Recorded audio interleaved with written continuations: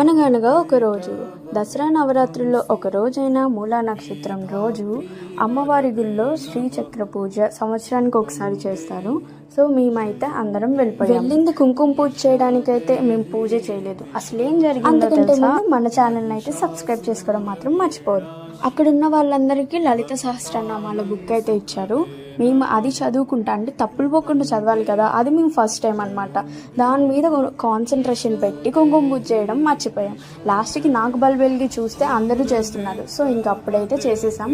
Complete అయిపోయిన తర్వాత ఇది వచ్చేసి నెక్స్ట్ డే అనమాట.